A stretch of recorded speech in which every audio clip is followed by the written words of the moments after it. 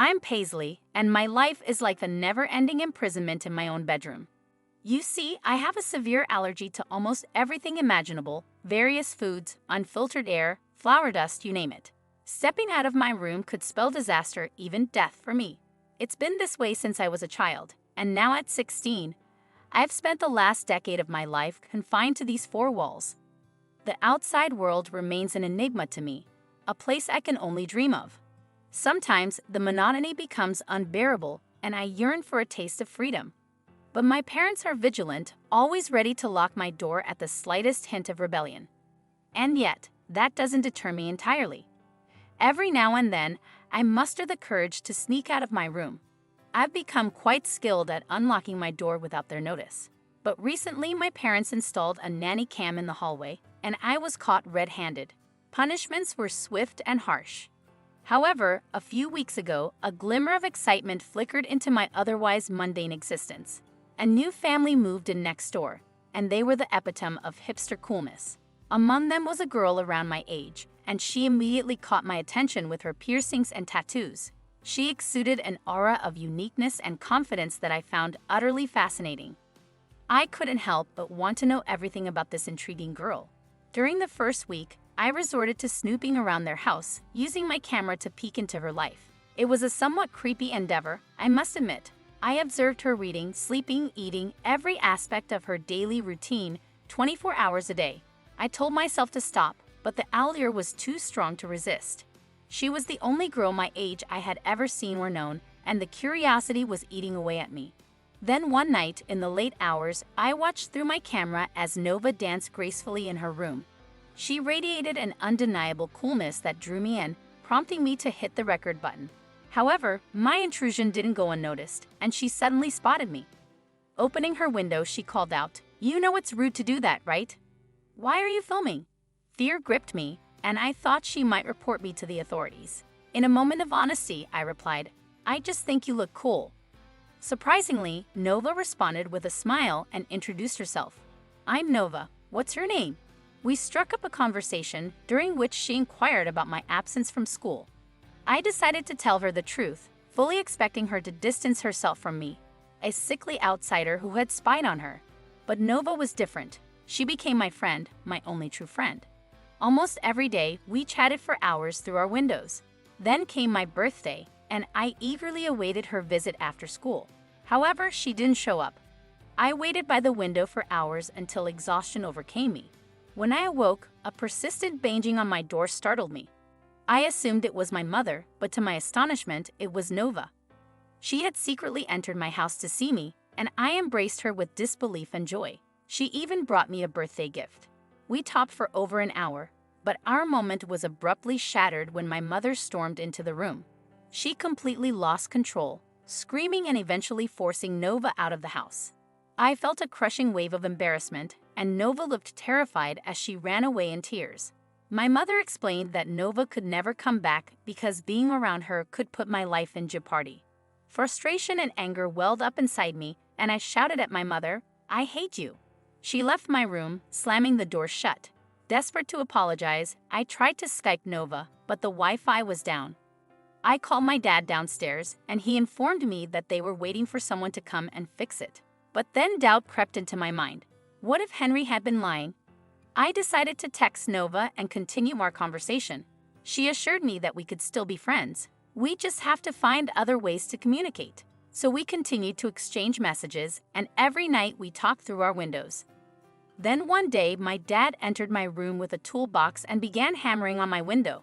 He told me I couldn't allow unfiltered air into my room because it might harm me. I was furious with him for keeping me from my only friend. However, Nova and I found a way to adapt. We began talking on the phone every night. One evening, as I was eating dinner prepared by my mom, something tasted strange. It was pasta with plain tomato sauce, one of the few meals I could safely eat, but there were peas in it, and I was allergic to peas. In panic, I dropped the phone and rushed to get my EpiPen, fearing an allergic reaction. To my surprise, it didn't happen, so I picked up the phone and recounted the incident to Nova. She made me ponder something I had never considered before. "Paisley, do you think your mom deliberately gave you peas to make you sick?" The thought lingered in my mind. What if my parents wanted me to be ill so that I would be dependent on them forever? I stayed up all night sending messages to Nova. Exhaustion eventually overcame me, and I fell asleep when daylight broke. When I woke up, it was already afternoon. I searched my room for my phone, but it was nowhere to be found on the nightstand where I had left it. I scoured my room for an extended period, but my phone had mysteriously disappeared. Later, when my mom brought me some fresh clothes, I mustered the courage to ask her about my missing phone. She admitted that she had taken it away because she was concerned about the amount of time I spent with it. I couldn't believe she had confiscated my phone. Without it, I had no internet access, and to make matters worse, my mom had been trying to feed me foods I was allergic to. Desperation welled up inside me as I inquired when I could have my phone back. Her response shattered my hopes. She hadn't made that decision yet. Nova's suspicion had been accurate. My parents simply wanted to keep me confined. I felt an overwhelming hatred toward my mom. What hurt the most was the thought that Nova might assume I had stopped communicating with her. I needed to explain everything to her. So that night, I bided my time until all the lights in the house had been extinguished, then quietly left my room and descended the stairs. My legs trembled with every step. It was an eerie sensation to be outside my room after so many years. As I cautiously opened the front door, my heart raced with nervous anticipation. It had been such a long time since I had ventured outside. Crawling across the lawn, I reached Nova's window and tossed pebbles at it until she woke up. When she realized it was me, she hurried outside to greet me, enveloping me in a warm hug. Seeing her again was a comforting relief. I shared every detail of what had transpired and how I could no longer endure this life. Nova proposed a brilliant idea: we should run away together, find our own place to live, and start fresh. I eagerly agreed. The following night, I waited until my mom left for work, then entered her room and discreetly took some hidden money. It was a desperate act, but I felt it was my only chance to escape. I hastily packed a bag, appropriated some cash from my dad's drawer, and rent his vows with Nova. Together, we boarded a bus bound for the next town, and it felt liberating. It was as if my allergies had miraculously improved over the years, and I was finally experiencing a taste of normalcy. As we arrived in the new town, dusk was approaching, so we decided to grab a bite to eat before seeking lodgings. However, neither of us was familiar with this city, and before we knew it, we found ourselves wandering aimlessly through its unfamiliar streets. That's when things took a terrifying turn. I felt my skin begin to itch, a dreaded sign that I was having an allergic reaction. Panic set in as I realized I was about to go into anaphylactic shock. My throat constricted, making it increasingly difficult to breathe. Nova, although initially unaware of what was happening, soon recognized my distress. I desperately clutched her arm and gestured toward my bag, silently urging her to retrieve my EpiPen. She quickly emptied my bag in a frantic search, but my hasty departure from home had left it behind. Panic surged within me. I was teetering on the brink of death. Nova's phone had died, and there was no one nearby to help. She informed me that she would run to seek assistance, and without hesitation, she dashed away, leaving me alone in my dire condition.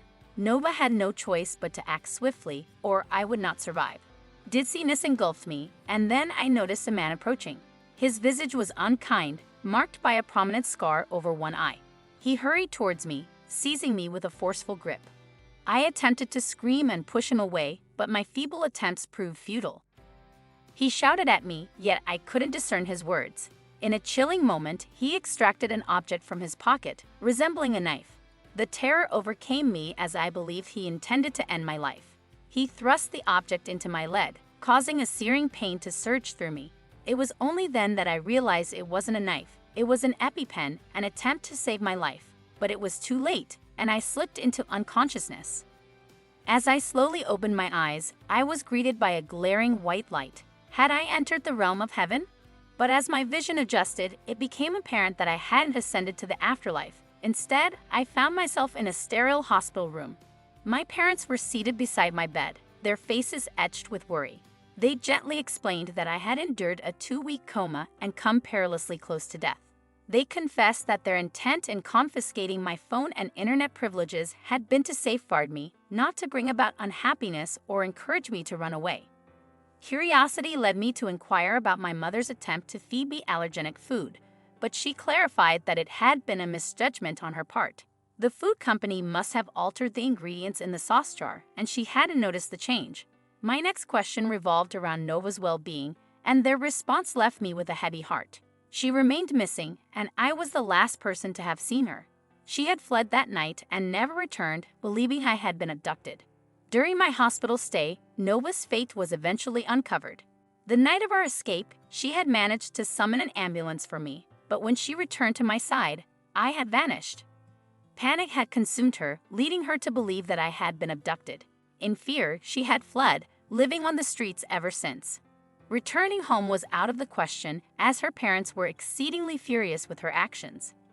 After my discovery, it took some time to locate Nova until they found her scavenging for food in a dumpster.